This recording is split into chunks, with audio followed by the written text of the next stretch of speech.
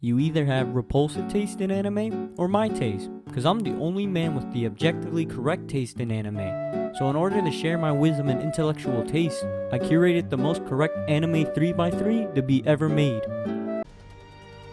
Look at this beauty. It's truly badass. Season 1 is the peak of sci-fi anime for me. The world is just well thought out and the Sibyl system decides the best course of action for all its citizens. A fantasy come true. I don't have to think, just obey. To some, it's a utopia. To others, it's dystopian as fuck. But who gives a shit? It ain't that big of a deal. The biggest reason as to why this show is so great is the antagonist Makishima. What a charming motherfucker. For everyone who thought the Sibyl system sounded like a piece of shit, this is the guy you're rooting for. 生殺与奪の権利を全てシステムに握られているような人間は人間ではない家畜だ Your hero.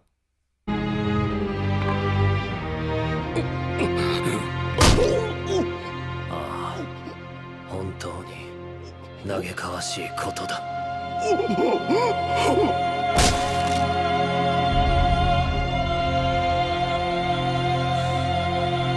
Anti-hero. All he wants to do is take down this horrendous system and to regain the free will for the citizens. His means may be questionable, but his ideals are just. You watch Psycho-Pass Season 1 just to burn this fascinating guy into your memory. And then there's Season 2. It drops the ball. And then there's Season 3. And it throws the ball off a cliff into a burning dumpster fire. In Season 3 they added a new detective with the ability to solve any crime by just standing there. It's a lazy attempt to solve crime. You don't have to solve the mystery through clever writing. It can be the dumbest solution for all I care. I mean, I'm an anime fan, known for not being the smartest creature living on this planet. Worst part is that if they're gonna solve all the crimes willy-nilly with this guy, use that extra time to develop all the new characters so I can get invested. Instead of doing that, they didn't do anything, and I just didn't care for anything that happened throughout the season. Overall, Season 1, good. Everything after, no good. Just watch Season 1. Everything else, it's not worthwhile. Now I know, when anime fans hear I'm a Fate fan, they roll their eyes, following by spitting on me, assuming I'm a masochist for getting into Fate. And they wouldn't be wrong. But I gotta say, Rin is hot and makes it all worth it. What makes the Fate series so entertaining to watch is that it's a death game. And I love me some shitty death games. Most of them, however, are awfully written and just some piping hot doo-doo. A guilty pleasure of mine, though. However, Fate Zero, on the other hand, is actually a well-written death game, where famous historical figures duke it out for the Holy Grail, a wish-granting device. All the participants, besides this guy, willingly joined the Grail War, and had their own personal reasons in doing so. All the characters leave a lasting impression, whether it's good or bad, which is better than most characters nowadays who don't leave any sort of impression. And because almost everyone had motivations to win before the start, it made them that much more compelling, and the series overall that much more interesting. Then you have other death games, where the MC is usually a child that gets roped into the bloodbath without consent, and finds their motivations later on. And to top it off, they just don't have the budget or talent to shut me up and pay attention to the animation. Whereas Fate Zero was animated by Ufotable, a studio that will always beat my ass to shut me up and pay attention to any kind of story, and I'll welcome it every single goddamn time. Chunibo, genius scientist, finds a method of traveling between timelines by sending D-mail through a microwave. The series starts slow at the beginning, but it takes a sudden dark turn in the later episodes. That being said, it's one of the best romances to come out of anime. Eurocamp is one of my favorite anime. Group of girls camping in Japan. Heartwarming as fuck. Girls' Last Tour is Eurocamp Dark Souls edition. Two girls traveling and camping around a post-apocalyptic world. Yet it's just as comfy to watch as Eurocamp. あと雪玉作るのやめろ。楽しくなってきたのに。I'm not a big fan of drama shows unless you add some sort of supernatural element to it. With exceptions, of course. For instance, series like March Comes in Like a Lion, Showa Rakugo, Welcome to the NHK, and Blue Period. They're all phenomenal drama shows. But I prefer Anohana, Charlotte, and Erase. Now remember, my anime tastes are objectively correct. But the peak of it all is Eccentric Family, my favorite anime of all time. A dramatic show following a family of tanukis, which are shape-shifting animals. My god, the OST to this show is the best of the best. Eccentric Family, 5 out of 5. A little something for everyone.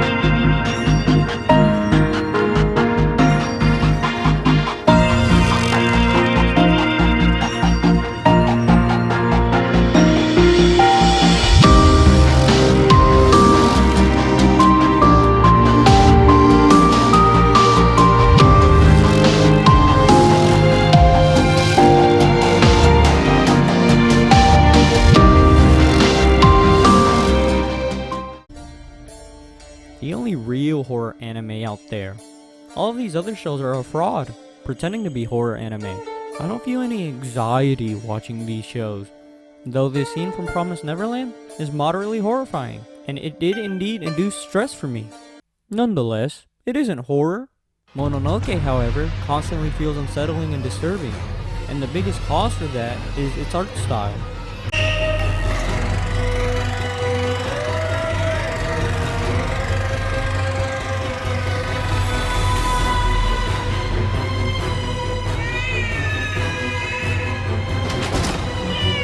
These characters look creepy as hell.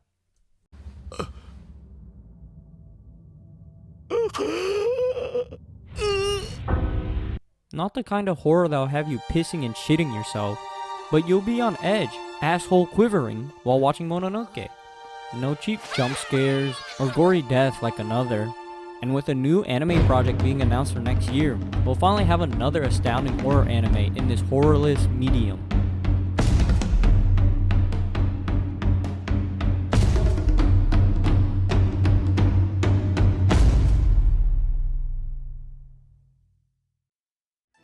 As a long-time self-inserting isekai fan, I can finally take pride in an isekai show without worrying about being made fun of.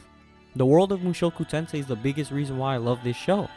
It's rare to see such a well-thought-out fantasy world in anime these days, especially in the isekai genre. Hence, when you see different cultures and language being portrayed in Mushoku Tensei, you know it's something special. It gave me the same feeling as when I watched Avatar: The Last Airbender for the first time back as an infant. Traveling to different nations, and there is an apparent difference in culture and architecture. Most other run-to-the-mill isekai, when they go to a different kingdom, is practically a reskin of the starting kingdom. There's no real big differences in feel or look, maybe a subtle one at best, but I'm a dumbass who can't pick up on these subtle differences. But I can tell when characters are speaking another language from Japanese.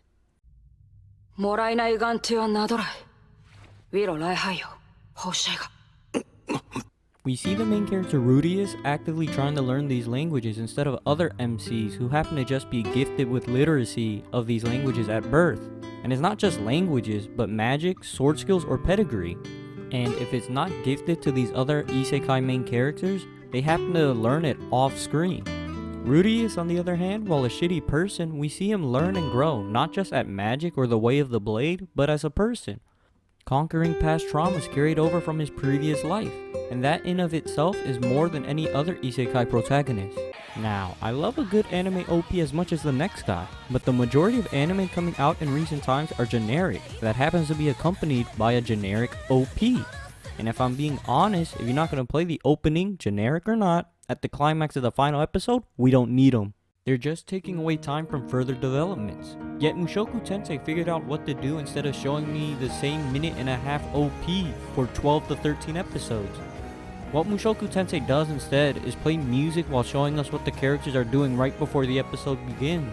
Whether it be them traveling to the next town, bonding with the locals, or sitting down at a fireplace and spending quality time together. Then the title fades in. It's not much, but I fucking love it nonetheless. あれ正規流じゃない？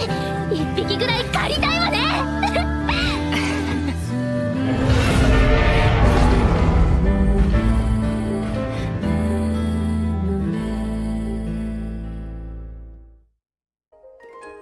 I love me some hot anime husbandos, and I love me some animals.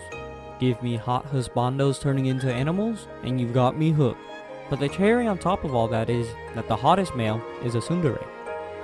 A story about accepting and loving who you are, forming bonds with people that make you feel at home instead of clinging to a home forced upon you. And nothing is ever set in stone. It's never too late to change who you are. A chill, relaxing anime. A series of stories following a man named Ginko solving conflicts between people and mushi, supernatural creatures that require either a forest or human to survive. In other words, a parasite. One type of mushi is the watahaki, a green cotton, and they enter the bodies of pregnant women, killing their unbirthed child.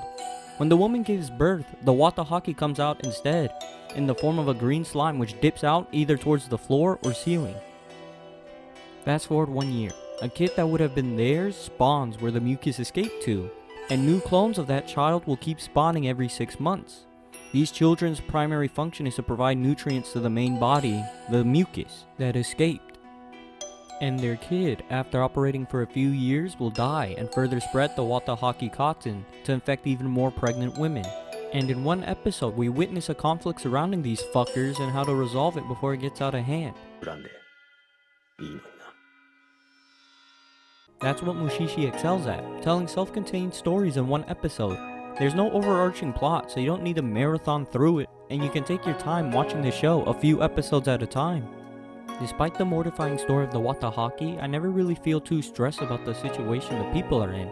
Yeah, it's eerie and disturbing, but surreal and melancholic at the same time, which is due to the soundtrack. The music is soothing to listen to. Put any of these songs on if you have trouble sleeping.